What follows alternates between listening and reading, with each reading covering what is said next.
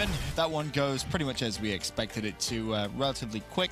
You know, we did get to see some interesting stuff. Of course, the new Search and Destroy, the bomb display, that was kind of cool. That caught a lot of people off guard. I know Clint and Momo were like, whoa, what's that? What's going on there? But we will, as always, go ahead and break down that series. But as we said, Chance, realistically going into that, we didn't have that much high hopes from Epsilon. But it is important to note this is their first game as that squad. I think the only way is up. Well, the bad news for them on this map is they got outslayed by like 25, 30 kills, whatever it was. So that's the bad news. The good news is they only lose by 100 points. And if they do a better job of holding the parking lot hill, they might have themselves like an actual much closer game on their hands. But I think both times FaZe, they made sure to take the time to put the pressure on the top side of the map, flanking from, well, the bottom left-hand corner of the minimap is where you're going to be looking at, instead of all just flooding in from Radio Tower. And both times on that hill, FaZe gets a perfect break. Now, granted, one time they invest a glide bomb to make it happen, but if Epsilon just responds to the correct direction the pressure is coming in from, they may have a much closer game on their hands, and that's just something looking forward. Epsilon just kind of cleaning up the mistakes, but of course, even if you clean up those mistakes, you get outslayed by just an insane amount of kills, so it's going to be a two-front war for Epsilon. Yeah, I mean, typically, if you take a look at this boss score, if a team is winning Winery and Parking Lot, they're typically not winning this map, right? Those are just two important hills. You get a lot of time. As you said, once that second Parking Lot hill really comes about, I mean, FaZe, they don't stop there. As you said, I mean, mainly they just get outslayed. It was a solid game one. I mean, for like, you know, first couple of minutes there, Epsilon had a little bit of a lead, but then as soon as we go into that second rotation, FaZe take off. And it's worth pointing out as well, I think Attach getting the streaks is kind of helping them break open the hills, and he did it very, very fluidly. There's a lot of players, Tommy's great at accuracy we've seen in the past. A lot of players towards the top of the game. It's what you have to do to be one of the best players in the world. Attach, juggling the hill. He picks up a couple kills, sprints to the hill just to get the extra points, and then immediately leaves and runs right back to keep getting kills. And FaZe was very, very fluid of Attach saying, hey, I'm close to streaks. Someone needs to bait for me.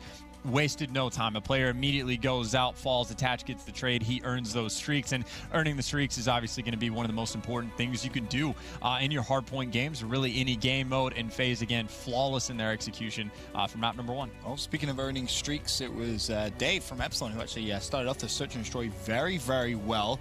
At that point, you know, you're looking at it and you're thinking, okay, maybe Search and Destroy, that could be the game mode you see Epsilon maybe try and steal a few of throughout these next couple of weeks, Joe. Yeah, definitely so. I mean, just look at the scoreboard right now. You have Dave at 9. The rest of his teammates have 1 kill. You know, he does earn those streaks, but, I mean, FaZe, they catch up onto it. There's a couple of clutches that FaZe get. Reedy puts into a tough spot. And then finally, we get to that last round. Dave's thinking, all right, I'm going to call in these streaks at the perfect time. Well, he calls them in. He gets left alone in the coal room. You know, FaZe just goes in, gets him, and basically that's all it. It's funny. I feel like Dave actually heard you, Chance, when you were like, well, is someone going to drop double digits every game? Dave kind of came out and was like, well, yeah, I'll drop some double digits for you, Chance. He gave it his best effort. But again, kind of the two-front war thing for Epsilon. I think one hand, their strategy just needs to be different just because, like, again, that final round, Dave, you should never die while calling in streaks. They basically just ignored him while he's calling it in. And granted, you know, FaZe put the perfect pressure on the map that they had to, but still, things like that can't happen. So I think their strategy needs to change a little bit because they got more than half of the first bloods that game and they just get destroyed 6-2. Of course, though, it's not easy when you have a new player on the team, but then the second front of the war that Epsilon is fighting is they just, outside of Dave, didn't win any of their gunfights.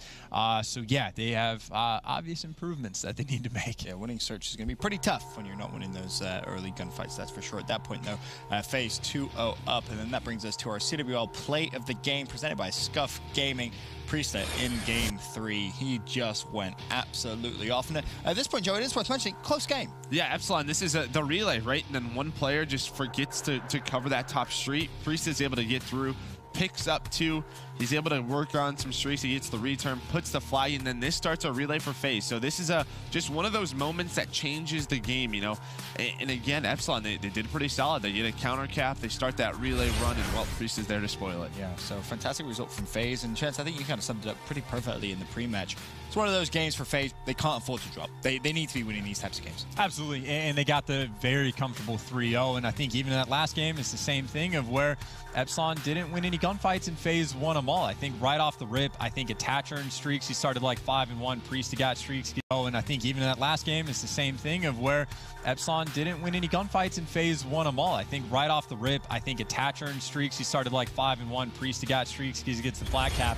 And then not very far after that, Replays also gets streaks. So within the first like 2.5 minutes of the game, 3 players are streaked out. You're not going to lose. I don't care who you're playing against. I don't care if you have air level streaks and you have Red Reserve's ability to put on Mountain.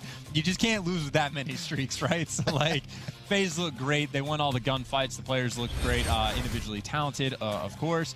And then their strategy is going to be just fine, especially in the CTF. So yeah, very good 3-0 win, but 0 surprise from anyone that was watching.